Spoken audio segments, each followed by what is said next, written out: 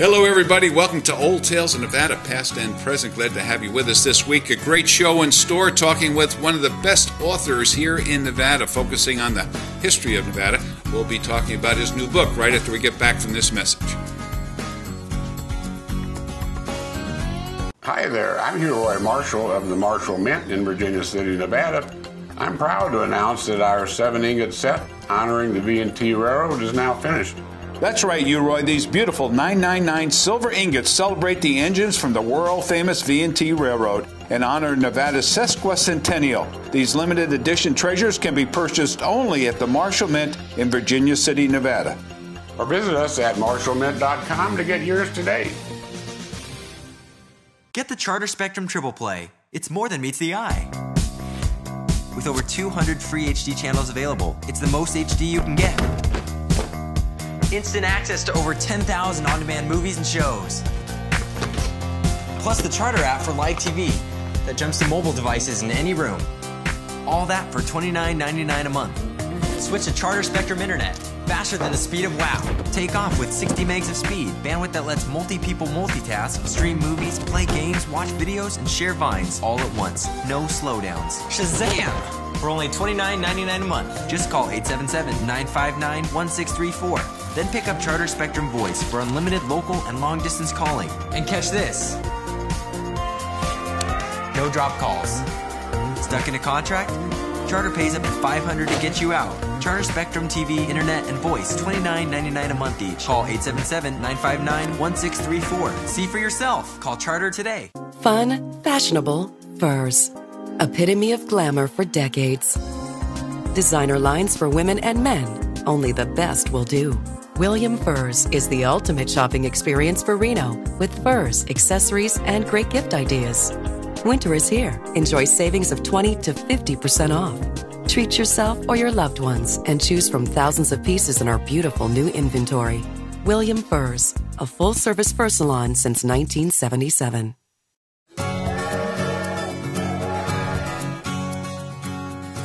Welcome, everybody, to Old Tales of Nevada, past and present. Glad to have you with us this week for our 187th episode of the show. And we'd like to start by welcoming Roy Marshall, our good buddy, our co-host to the show. Roy, glad to have you with us this week. You betcha.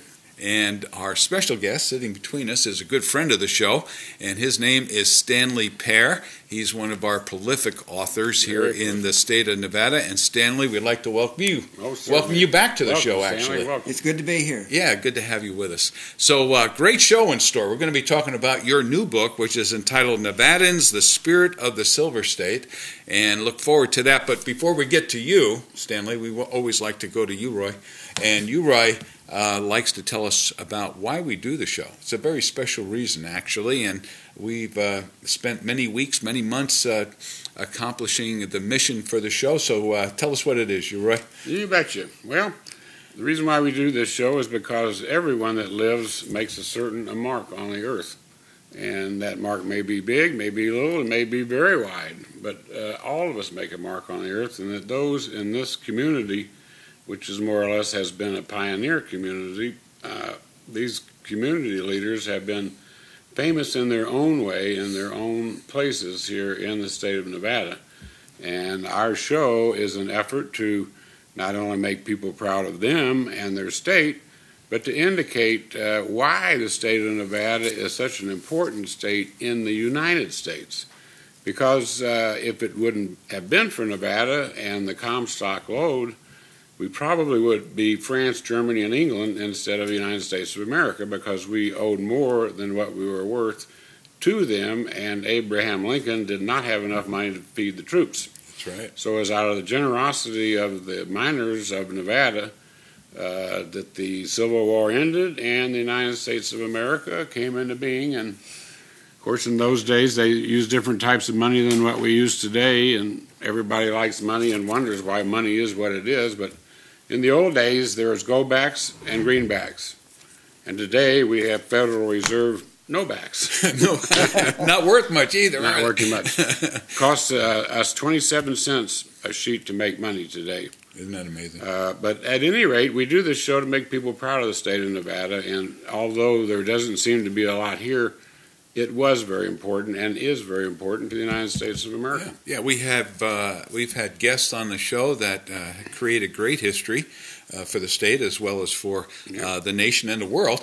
And we've even had guests on recently who are creating a legacy for themselves as we speak, like Lance Gilman a few weeks ago, who's doing such great things over there in the Tahoe Regional Industrial Center, bringing in these huge companies, which is going to make northern Nevada the focus point of the nation. Really? It really will. It really will. So we have these great individuals that have been coming into Nevada. You're one of them, you, Roy, and of course Stanley is one too. In fact, Stan, you're a native of Nevada, right? From Las Vegas.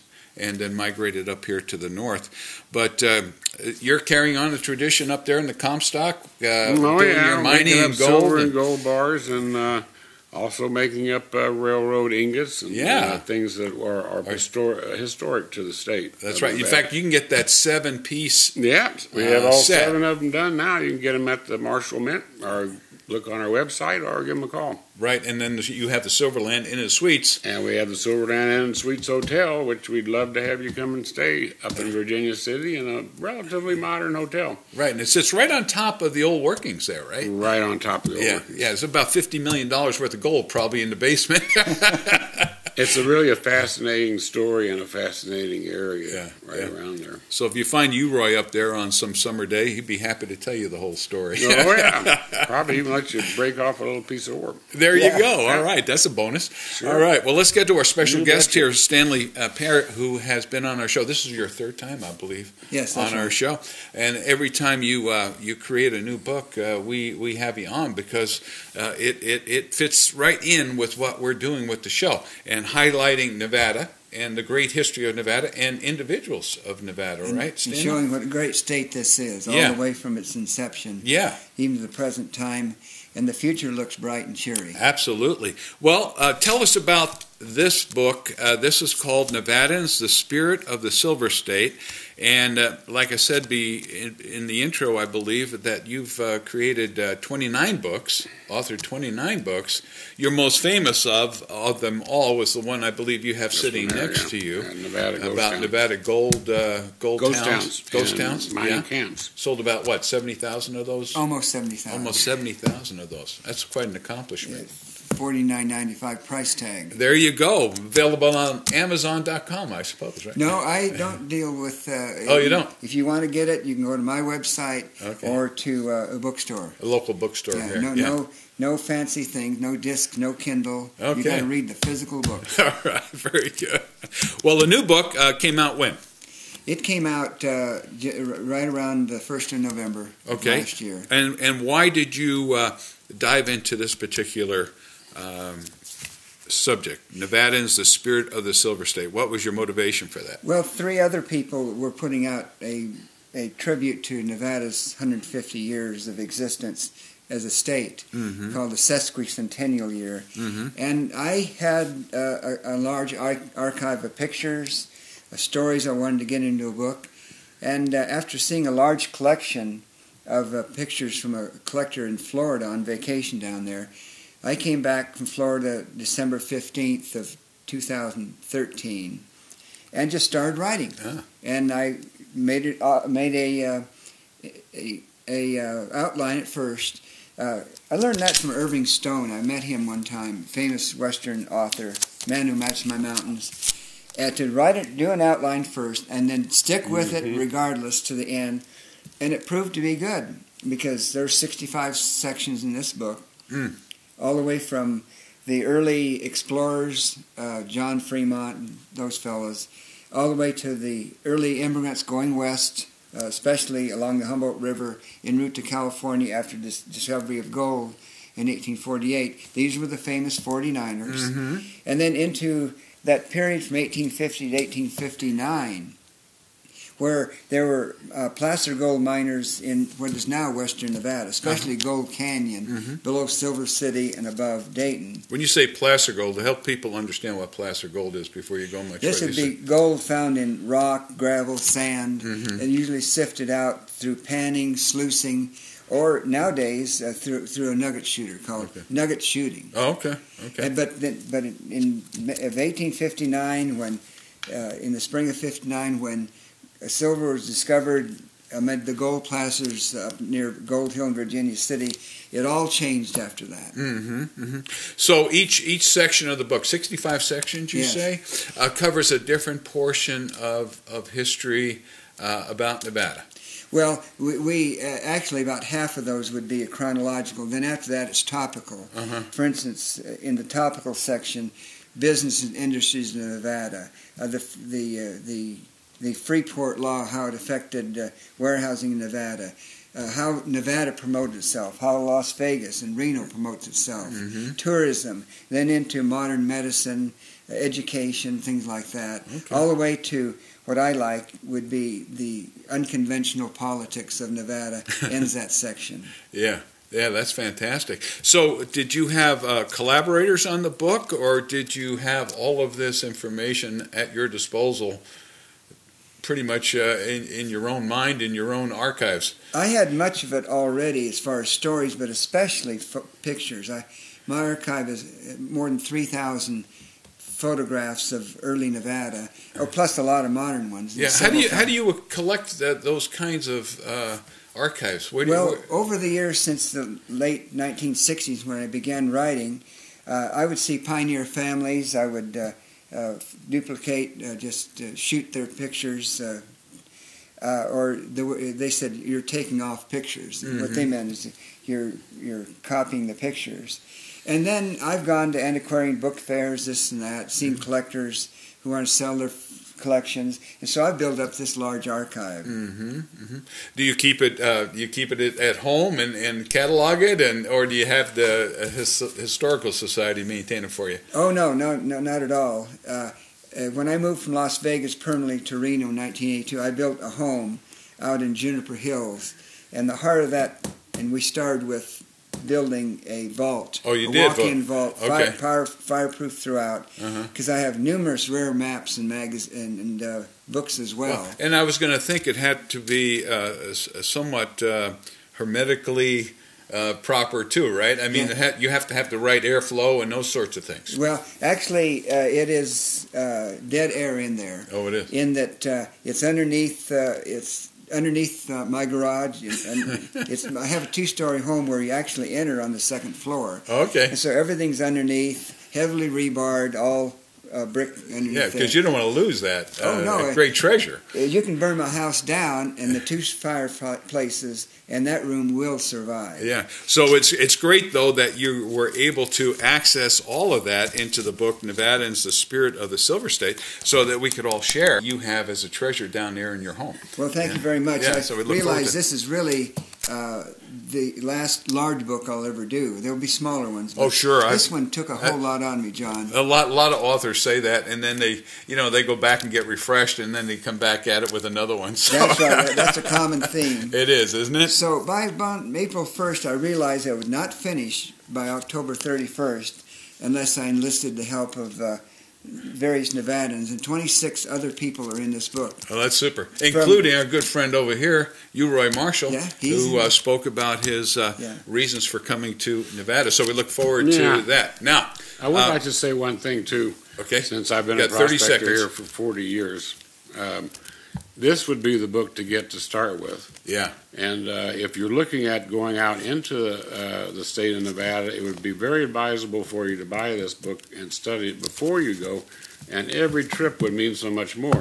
And then Stanley's most recent book is Stanley's critique of these various areas and the more or less social relations that went on during them. Okay, let's take a break here, and we'll come back and get into some more of the details of this new book, Nevadans, the Spirit of the Silver State, right here on Old Tales of Nevada, Past and Present.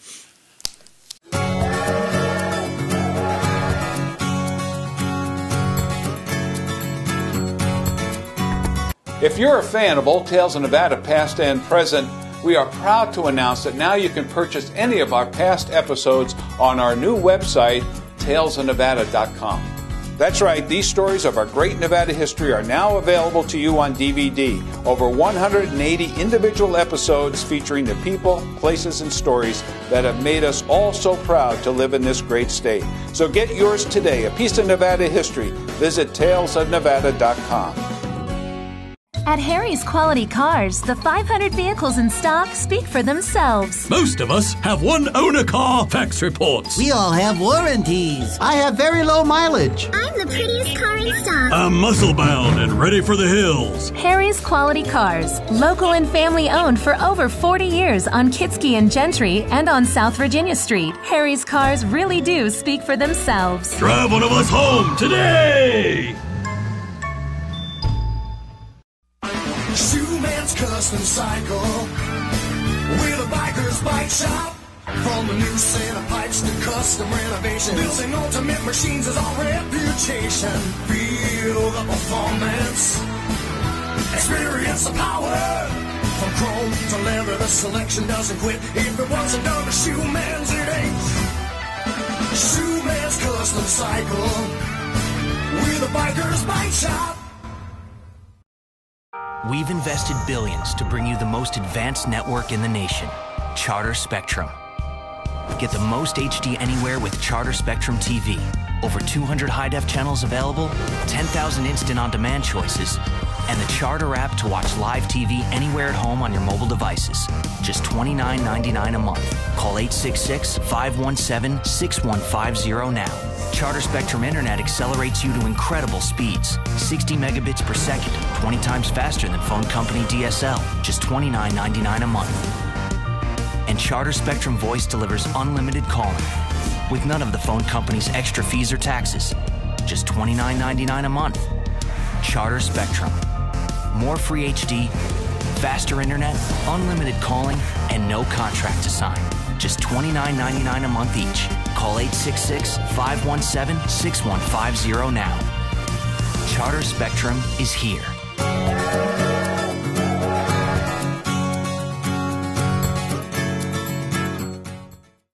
We're back here in Old Tales of Nevada, past and present, and we're talking with Stanley Paher, who, as I mentioned earlier, a prolific author here in the Silver State and has done 29 books to date. The newest of them all is Nevadans, the Spirit of the Silver State, and what an undertaking it was to put all of these, you'll find many, many pictures, photographs, artwork, different things that have happened here in the state of Nevada, much from his own archives, but you had help in putting the book together, didn't you, Stan? You mentioned as we were closing the last segment.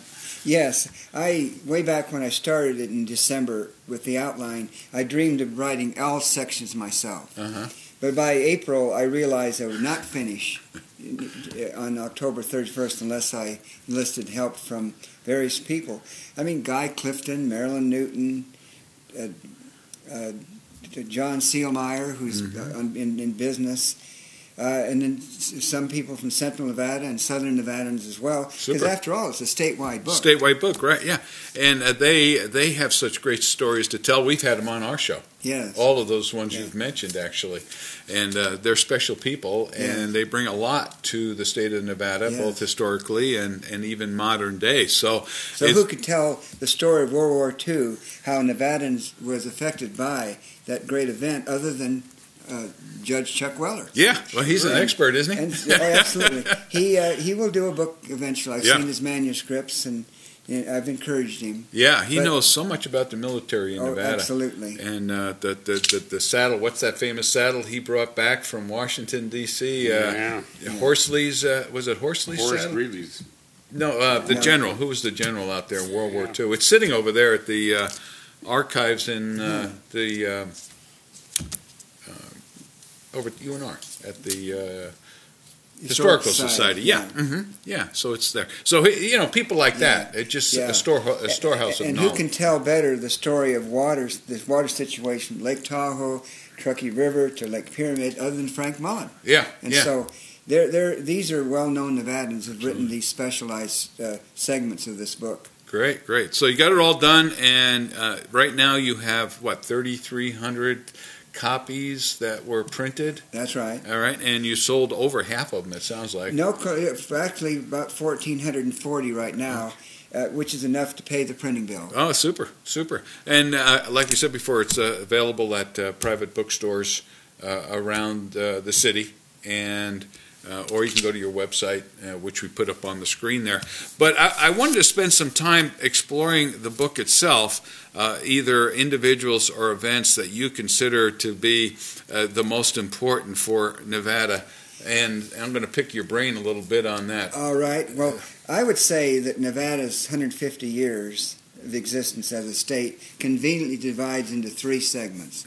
1864, when Nevada became a state, to 1914, dominated by Virginia City and the Comstock Lode silver mining, but other places as well, over toward Austin, Reese River, up north toward Winnemucca, in what area called Humboldt, and then down south of Hawthorne, a place called Aurora, and then other places beyond that, all the way to White Pine in eastern Nevada.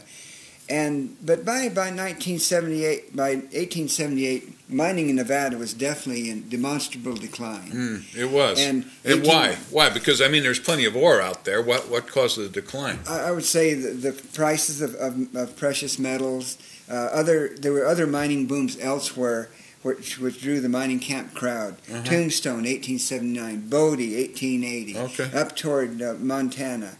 And in the 1880 census, we had, maybe 44,000 people.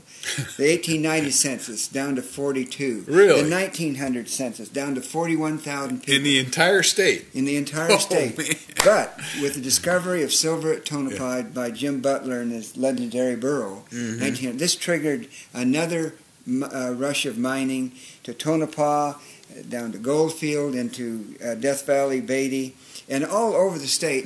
So the first 50 years in Nevada ended on a pretty high note with the resurgence of mining and the building of railroads. Then from 1914 to 1964, things were rather quiet. Nevada was not affected too much by World War I. The Depression during the 20s, but in 1931, there were two new acts of the state legislature that revived the economy, namely the 6 weeks divorce law, the divorce trade, and brought in many people to get divorces, and secondly, or legalized gaming in 1931, triggered a boom of sorts even while the rest of the nation was in depression. Yeah, and also wasn't the program that the state put out there, One Sound State, with the tax laws and that sort of thing, was a big draw for people with money to come to Nevada? Dozens of millionaires, and they set up foundations. And two other things during that second 50-year period was the building of Boulder, now Hoover Dam, revitalizing southern Nevada, and then the beginning of the Las Vegas Strip in 1941, and World War II dramatically changed Nevada. Why? Lots of southern white people and African Americans from the South came here to work in basic magnesium of southern Nevada. And the founding of what became Nellis Air Force Base, the founding of what became Stead Air Force Base. This was a cosmopolitan group, changing the makeup of Nevada insofar as ethnic relations. Right. And then there were others, Tonopah, Wendover, Air Force bases. And then the Strip continued to grow in Las Vegas during the 1950s, but Reno as well. I mean, the opening of Mapes Hotel in 1947, Nevada's first high-rise. Right. It was really here that gaming and entertainment, were put on the map. And so the second 50-year period ended in 1964, but not without the role of the Atomic Energy Commission in Southern Nevada, Central Nevada as well. And then finally, by 1964, we had celebrated 100 years, and there were celebrations all over the state. It was well done to honor that landmark. Then the third 50 years in Nevada, which just ended last year, was more growth in the Reno, Carson, Lake Tahoe area, gaming, and the further growth in Las Vegas. And beginning 1989, Steve Wynn set a new precedent for building a hotel in southern Nevada, high-rise, the Mirage, and that set the pace for hotel implosions, both in Reno and Las Vegas, to build something bigger and newer on a site that maybe the building was only 20, 30 years old. Right, oh yeah. It became known date. For knocking down buildings and putting up new ones. So now we have a great state of Nevada, 2.8 million people, and we still have that pioneer spirit, which I like. I believe so. We talk about that a lot on our show. Yeah. The entrepreneurial spirit that's here in Nevada. And so I think beginning another period of Nevada history, which we're in right now, the next segment, will build upon the successes of the past. Yeah. Well, it seems like now, if I had to guess, is that Southern Nevada has had its day in some ways. I mean, it's still very vibrant down there, but Northern Nevada is having a renaissance up here. Yes. With our industrial centers and business concerns that are coming to Northern Nevada in droves, really. Yes. Because of the tax structure and where we're located, that sort of thing. So we're going to see us up here become so important, I think. That's true. And in this book, John, I even have those things dealing with Tesla. Yeah. I mean, it's that up to date. Oh, that up to date. Good. That's fantastic. Yeah. Well, this is a book you want to definitely have with you. And someone can sit down. Like you say, it's broken into 65 or 67 sections. Did you say? That's right. So it's not a long read at any one time. You can get into a story and finish it probably in one setting, right? Yeah, 10 to 10 minutes, a 2-page spread, it will tell one story. Yeah, that's fantastic. Yeah. So of the different eras of success for Nevada, what grabbed your interest the most? What part of our history do you enjoy delving into? Well, it's always been mining, and we had the first mining boom, as I mentioned, Virginia City onward. The second one, Tonopah Field, after the turn of the 20th century onward. But we had a third mining boom beginning in 1965. Oh, really? Where? And Dean Hyatt of Elko wrote that story for the book, Furnished Pictures. The Carlin Trend. Oh, the Carlin Trend. Where microscopic gold was discovered by John Livermore and his associate.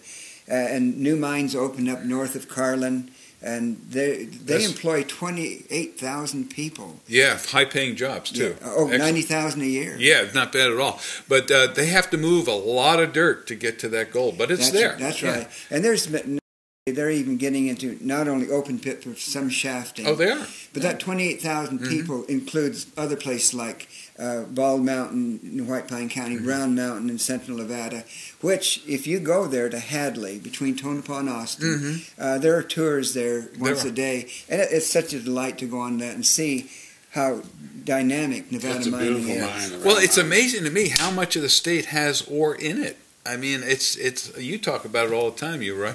That the way I guess it was volcanoes, earthquakes. I don't know what all caused it, but I mean, this state is just about full everywhere with oil. Well, like what we said, what occurred in the Ocean Basin province of the United States West was many meteorite impacts from Canada all the way down through Mexico.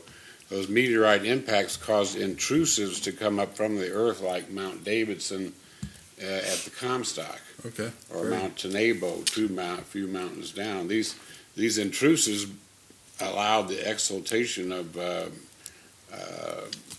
hydrothermal steam, which carried silver, gold, platinum, copper. Do it all. Cobalt. We'll take it.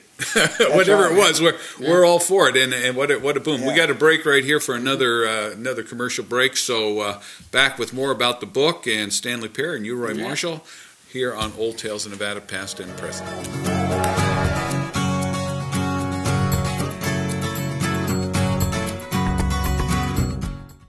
Fun, fashionable, furs.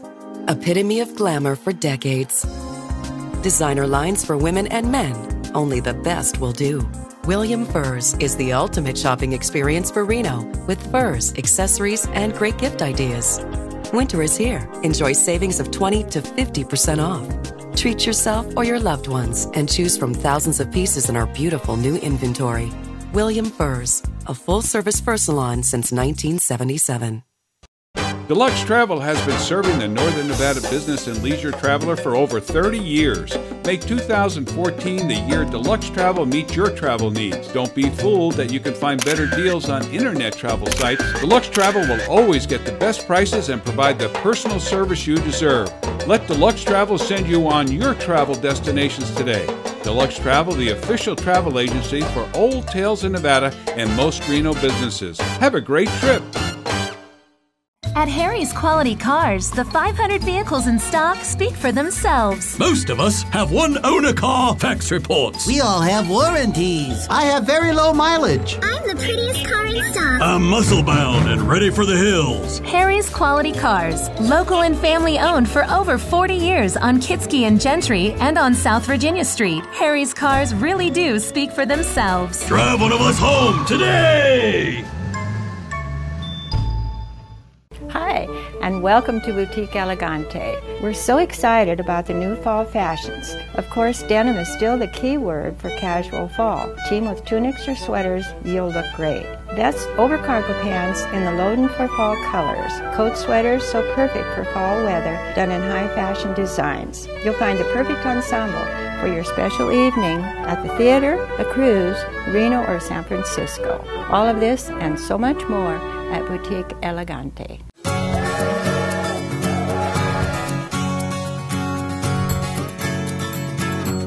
Welcome back to Old Tales of Nevada, past and present. Having a great conversation here with Stanley Paher, great author here in the state of Nevada, talking about the history of Nevada. Actually, 19 of his books are in regard to the history of Nevada. So a great person to have on our show, which focuses on the history of Nevada, past and present.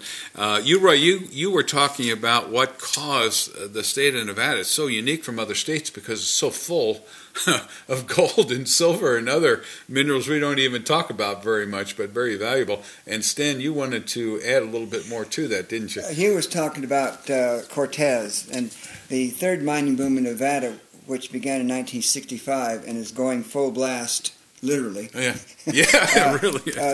Right till 2015 and way beyond. Mm-hmm. It started at Carlin. And that would be, that's right. It was about as far away from Battle Mountain and Elko and Austin Eureka as you could be. It's way out there. Yeah, I've been to Carlin. There wasn't much there in the old days, I'll say. That's true. But there was gold acres near there, and the paved road was put into gold acres.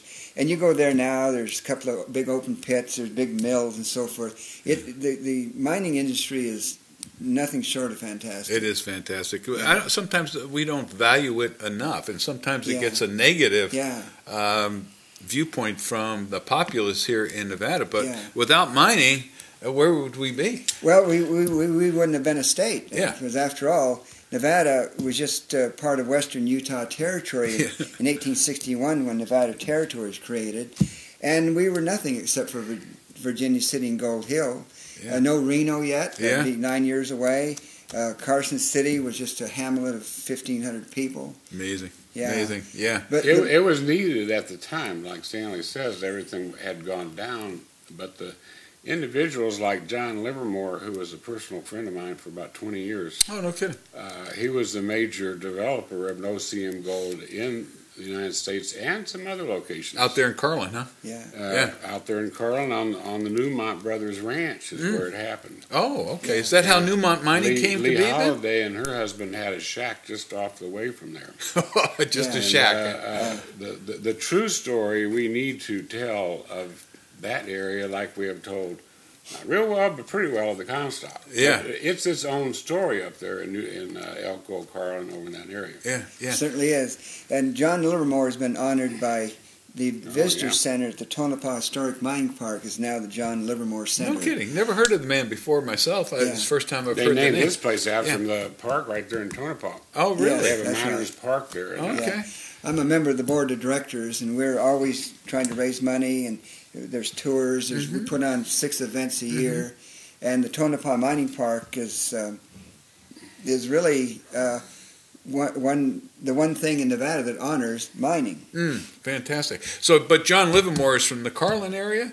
No, I think he was he's from the Tonopah area? Yeah. Oh, okay. Yeah. John would meet me out in Ione, and I would bring him the most beautiful damn sample you ever saw. Oh, great. And he said, well, this sure looks awful nice, but where's the no seeing part of this? So, well, we're going to smash it up and pan it and look at it until we find the particles that you didn't see that was in it. Yeah. So he was able to identify. He taught me a lot that way. Yeah. Yeah. I mean, it's crude, but it works. So I can just break the rock and pan it and look at it under a microscope. Yeah. But they have these huge areas of land that they can dig on right there on the east side of Nevada. It must be just wide open spaces where they can dig, right? I mean, how did they get a hold of it? Do they buy that land or claim it? It's BLM or USF's maintained. Okay, so they're leasing it. Private ground, but there's only 17% private ground in the state. 83% is public that's managed by the federal government. Yeah, either through, as you said, the Bureau of Land Management or the U.S. Forest Service. Yeah, that's pretty amazing. So that's all in the book, too, how that all came about. That's right. Wow. One thing, an adjunct to mining would be promotion. Mm-hmm. And that is the name of the game of almost any business. Yeah, advertising. And one of the probably by far the best, the most colorful promoter Nevada ever had is George Graham Rice of Goldfield. Oh, I've never heard that name either. Mm-hmm. Well, Tell me about him. George Graham Rice is just such an utterly fantastic individual. Grew up in New York, knew how to beat the ponies at the races there, and then finally lost his money, moved west, picked potatoes in Napa Valley, thought he'd cure himself of gambling and promotion. But in chapter 1 he says, but it didn't. In the next page, he's on the stage to Tonopah, then down to Goldfield, opens up Nevada's first advertising agency of any kind. Wow. But he's more in the promotion game. And he's buying and selling and talking to mines, promoting them, getting out publicity, releases, and of course through his ad agency he was able to sell shares in various mining stock promotions, especially in Philadelphia, New York, all the way. He had connections. Yeah. And but unfortunately, he broke the law 4 different times in his life and went to federal prison that many times. Really? What did he do? On his way to prison in 1913, he wrote a book called My Adventures with Your Money. It is one of the best reads of all time. I reprinted the book in 1986. And it tells many of these stories, but it was defrauding through the mail. Oh, okay. But see, George Graham Rice is one of those fellows that if you watch him close enough, you can still make money through him, because even though he had a lot of shady deals, everywhere he went, that's where the money flowed. Yeah. So there was something about him or his method of doing business that was good. He was a charismatic figure. Yeah. And so it's all told in that book, and it's available in most libraries. So he was in Goldfield, and so Goldfield. How big was Goldfield at its heyday? Well, by 1906 and 07, it was Nevada's largest town, surpassing Reno and Virginia City. Really? Almost 20,000 people. 20,000 people. 5 banks and 3 daily newspapers. Really? And 6 or 7 It was first called Grandpa because they thought there would be the grandpa to all mining companies, mining camps. Yeah. Well, I drive through there every once in a while going down to Vegas. There's not much to see there now. I mean, the old main drag with the hotel is still there, but much of the town has disappeared for whatever reason. There was a flood or something, right? That kind of destroyed the town. Yeah, flood in 1913, and you can see where that gulch was, just wiped away buildings. A big fire in 1923 wiped away about 40 square blocks of the city. That was that big. It was that big. Now, is there still possibilities for ore and silver down there? For gold and silver down there? I have some very rich gold that I mine down there. Well, how come? So you have all of these towns that have all this ore in it. Now, why aren't they being mined today? What's the problem? Small, high grade, and very hard to find for people who don't know how. Okay. And you got to have a lot of new equipment. Permits are tough, I suppose. Goldfield has a tremendous stigma on it because it was a place of all kinds of ruthless beggars who would steal the gold in any way possible, Yeah. cook it up in their back room or kill themselves with it, and then they can cash it in. Called That high place was grading. full of crooks. So the High grading? miners had to pay the mining company paid the miners to bring the stolen gold back, and they'd buy it back again. Oh, Yeah, no yeah, kidding. yeah. Wow. Yeah. Wow. So it was very corrupt down there then, huh? Yeah, that's Wild, true. Wild West, like they That's say. true.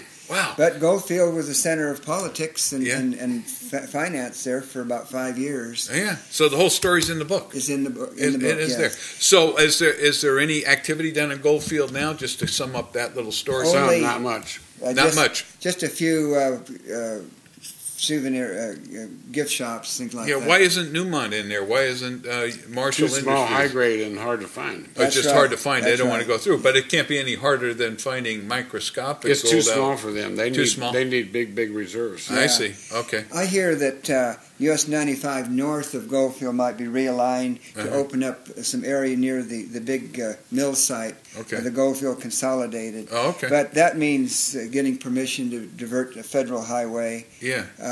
So mining, and there are other mining personalities as well.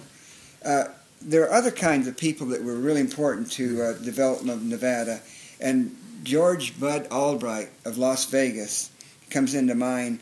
In the 1950s, he envisioned building a convention center, and What year was that again? about 1955. Oh, okay. And by the way, that was the years I was in high school down in Las Vegas. I met Bud Albright several times. He was in Kiwanis with my father, who had a motel there. Okay. And Bud Albright tried to sell the idea, and he went to the various hotels and said, can you collect a little room tax? And the motels, because my dad had a motel, we had to collect the room tax. And that was authorized by the state legislature. Finally got enough money to build the famous dome, which was finished in 1960. 21 conventions the first year. Whoa. And now, in 2015, there are literally hundreds. Yeah. In that one building alone. Yeah. Instead And big ones, too. I mean, they just had the Safari Club down there. They used to be here, but they couldn't accommodate it anymore. Yeah, that's right. And, of course, with the McCarran International Airport, more access from throughout the nation to fly into Las Vegas to hold a big convention. But all the larger hotels, which I mentioned started in 1989, have convention facilities that can 2,000 to 5,000, whatever. Yeah, and so the convention industry is so huge in Nevada, just absolutely dynamic. Yeah. And George Albright started it all. Isn't that amazing? He had the faith to start it, and the people thought it would be just nothing but a So how did he wind up? I mean, what was his? Well, he became a county. He was on the first convention board for the Las Vegas Convention Center. He quit to become a county commissioner, and then ultimately he lost re-election. And it's amazing. It's almost like, what did you do for me today? Yeah. Oh, yeah. That's the wrong kind of thing. You take the totality of a person's efforts. Yeah, but Nevada's like that, though. We're a town of we support the winners. That's right. That's right. And you got to be winning all the time. Just That's look right. at our UNR basketball team, right? Oh yeah. And then I would say there were other. Let me. I'm not going to let you go any further. We want to stop here, and we'll take a break and come back and get into another individual. But you can tell from what he's been saying so far, this is a great read and a lot of stories that we haven't heard publicly that are in this book. So you're going to enjoy it. Let's come back. We'll have more on Old Tales of Nevada right after this. Hi there, I'm Hugh Roy Marshall of the Marshall Mint in Virginia City, Nevada. I'm proud to announce that our 7-ingot set honoring the V&T Railroad is now finished. That's right, Roy. These beautiful 999 silver ingots celebrate the engines from the world-famous V&T Railroad and honor Nevada's sesquicentennial. These limited edition treasures can be purchased only at the Marshall Mint in Virginia City, Nevada. Or visit us at marshallmint.com to get yours today. Get the Charter Spectrum Triple Play. It's more than meets the eye. With over 200 free HD channels available, it's the most HD you can get. Instant access to over 10,000 on-demand movies and shows. Plus the Charter app for live TV that jumps to mobile devices in any room. All that for $29.99 a month. Switch to Charter Spectrum Internet. Faster than the speed of WOW. Take off with 60 megs of speed. Bandwidth that lets multi-people multitask, stream movies, play games, watch videos, and share vines all at once. No slowdowns. Shazam! For only $29.99 a month. Just call 877-959-1634. Then pick up Charter Spectrum Voice for unlimited local and long-distance calling. And catch this. No drop calls. Stuck in a contract?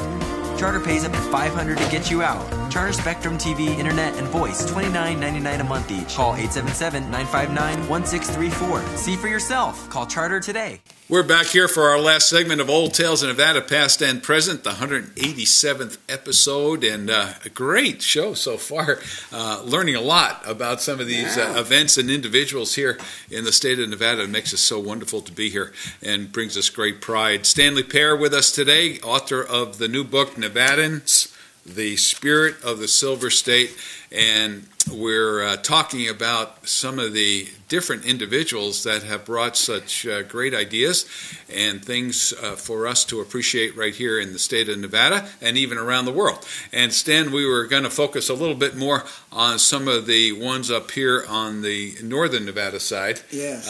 Who in your mind sticks out to you? Well, the one thing I decided to do is some of the people have been covered over and over, like the Nevada governors and things like that. I just avoided those altogether. They're politicians anyway. Yes.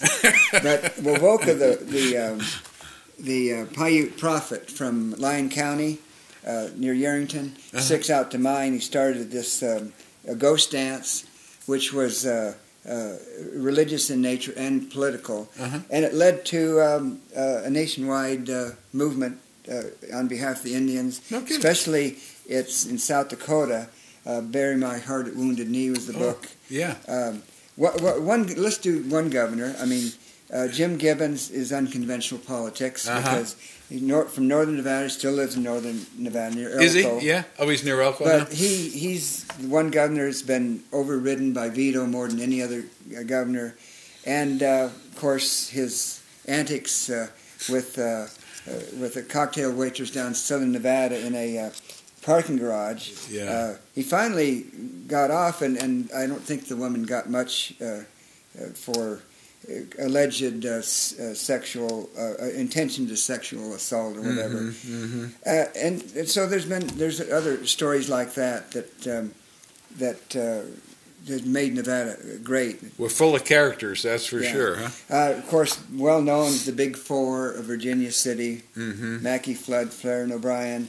And the John Mackey School of Mines at the University of Nevada, which is now part of the Ag Department, I think. Right. Engineering Department. Engineering. Tell us about this fellow named Wingfield. We have Wingfield Park down there by the river. What was so special about him? Well, he invested in mines very early. I mean, Rawhide, Goldfield, wherever. And money sort of followed him, too. And he was very influential in politics. And he fought the McCarran machine. Senator Patrick McCarran, who is head of the Judiciary Committee. Very powerful senator. Probably second only to Harry Reid in Nevada history, being powerful. Look at McCarran Loop around here. There's the Patrick exit off of Interstate A. That's Patrick. Patrick Lane near the airport, McCarran Airport in Las Vegas. Right. But so as Wingfield declined in influence and finally declared bankruptcy, Patrick McCarran rose. But, politics go here and there. Yeah, in the 1930s, Patrick McCarran, 40s, he was at the top of his game. Finally, by 1950, 52, McCarran wanted to have Alan Bible of Lovelock be the next senator. But a guy named Tom Meckling came in and outfoxed McCarran, and so we can see McCarran was on the decline. So McCarran threw his support to the Republican, unheard of for a strong Democrat like him, and And finally, Alan Bible did become a senator only a few years later. Oh, okay. So politics was very intriguing here in the state of Nevada. A lot of money floating around because of the gold and silver and all that kind of thing, I suppose, right? It seems like it's a little bit more tame now. What would be your opinion of the political individuals in the state today? Well, it's in a state of flux. The Republicans took the assembly for the first time in 70 years, but can't seem to get their act together. If they would unite, and I'm disappointed in the new budget, where there's an increase in taxes of $1.2 billion. Yeah, I heard that. It seemed like all other Republican governors, and I can name several, all the way from Scott Walker of Wisconsin, and Pence of Indiana. And John Kasich of Ohio have inherited deficits, got those states out of those, and then with surpluses, rainy day funds were increased, and yet we are going the opposite direction. Trying to go the opposite direction. We're too close to California, I think. We got a lot of influence from over there, don't you? And they're the princes of deficit spending and government control of our lives more than almost any other state. Does your book get into the future of Nevada at all? Yes, I did. In an epilogue at the end of the book, I explained that we've had good success as a state of Nevada in developing our various industries that we've talked about. But I said, what are the future? I mean, what will it be like? Well, it'll be founded upon the successes of the past in all these areas we talked about: convention business, gaming, and mining. Mining's always going to be the backbone of the state. And even agriculture. Agriculture, too, yeah. What kind of agriculture do you think? I mean, well, that'll rather be steady because there are other states in the nation that are much more agricultural. Cattle. That's right. And I don't know of any crops. What kind of crops do we grow here? Hay, maybe? Alfalfa. Alfalfa. We do produce minerals for cattle and livestock in the state of Nevada. The Gabbs magnesite mine has 17 products that they produce. That's for agriculture. And 7 of them are for cattle feed. Wow. So we become more diversified all the time, it seems like. All the time, that's right. Especially with what we see happening here in northern Nevada. We're becoming a large manufacturing as well as distribution center. Right. Light manufacturing started 20, 30 years ago, both in northern and southern Nevada, and look what we have now at the Tahoe Regional Industrial Park. That's fabulous. 166 different companies up there now. And more to come. A lot more to come. And they're looking for lithium big time. Are they? It is found down around Goldfield. Yeah, well, they have the mine. Lake beds. Yeah, they're starting one already. Yeah, they have. They're just waiting for permits to start digging that up. We've never had that kind of mining. That's huge. That's huge. Well, there's all kinds. We were talking about just to stay on mining for a moment. All kinds of different things that we find in Nevada, like this specimen here. You're going to have this up at the hotel, right? But is this stuff that you find in Nevada? This is one of 500 pieces of silver crystal collection that come from all over the world. All over the world. Yeah, it's probably the largest collection in the United States. I'm going to put it in the Silverland Inn and Suites Hotel. Oh, that'd be super. So people can see it there. And I need to get some books from old Stanley over and make a little book selection. I think. There you go. You can put your books up there at the Silverland Inn and Suites. Yeah, maybe they can read. Now, tell me. Besides this book, we said you've done 29 books now. Yes. And are they all still in print? Can you still get a copy if you want to, or what? Yes, all are still in print. Yeah. And the most successful one was, of course, Nevada Ghost Town Mining Camps with the companion atlas. But this one right here is off to such a fast start that I predict that within a few years it'll be in third place among my books. Well, just hearing the highlights of it just kind of draws you to it. I mean, you're gonna find stories in here that you're not going to hear on the local news. That's for sure, or in your local history class. Yeah, that's true. Well, John, I was criticized 10, 15 years ago. Well, Stan only does ghost town books and histories of mining camps, stuff like that. This book thoroughly puts that to rest because there are so many modern themes in this book. That's great. I'm proud of the book very much. And it goes in so many different directions. It covers almost every facet of Nevada. And the spirit of the Silver State, I love that because I always say on our show that we have a special spirit here in the state of Nevada. We have individuals that come to Nevada that are not dependent on others for success. Yeah. We probably have, I don't know for sure because I don't have all of the documentation on it, but I would say we have more people who are risk takers here, more people who are willing to start their own businesses. And what's neat about Nevada, you can start a business very reasonably here. Yep. Yes, you that's don't right. you don't need 5 attorneys to start a business. That's here. right. You can go down to Carson City and go to the Secretary of State and get your application, have it done in one day, pretty much. Sure. That's right. And that's not too shabby. Not at all. Yeah. And this is going to be the heart of Nevada in the future, the small businessman, Right. building these businesses anywhere, north, east, and south. Mm-hmm. And because one thing for sure, the past is prologue. Yes, that's for sure. That's right. So that's a great effort, and I know you say that you're not going to do another book, but I think we'll see another one out of you. Yeah. Well, you're going to find me this summer out there prowling through. Out of Ione. Yeah, with your book. I would like to also say that, in my opinion, that this book makes a very good companion for this book because this has the kind of the heartfelt history, which this does not have. This has the material, and that's the atlas where you this go. is the personal stories. That is a great place. You can leave here and just go out and find little town after little town out there.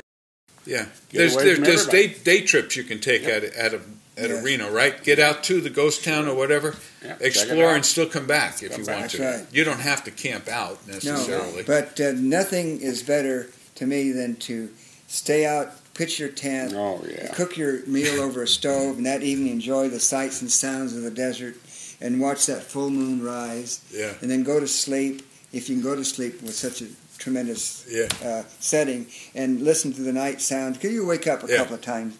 Then in the morning, watch that sun bounce up off the mountain. Yeah, that's Nevada. And those rays come toward the mining camp, and just every little sagebush, there's shadows flowing in the mountains. The contrast is great. And you should write a book, Stan. That's and the what mountains are clearly etched, That'll hold even the most discerning artist or photographer. Yeah, unbelievable. Well, listen, we want to thank you for bringing us this new book, this new story about Nevada. It really does bring us pride in having you here and having this book available. So we want people to get it, check it out on the bookstore list or his website. And you, Roy, thanks for letting us come to your mansion and shooting the show and being part of the show. And for all of us, both you, Roy, myself, and Stan, we'd like to thank the audience for being with us and invite you back for another episode next week on Old Tales in Nevada. In the meantime, all of us want to wish you a great Nevada day. If you're a fan of Old Tales in Nevada, past and present, we are proud to announce that now you can purchase any of our past episodes on our new website, talesoфnevada.com. That's right, these stories of our great Nevada history are now available to you on DVD. Over 180 individual episodes featuring the people, places, and stories that have made us all so proud to live in this great state. So get yours today, a piece of Nevada history. Visit talesofnevada.com.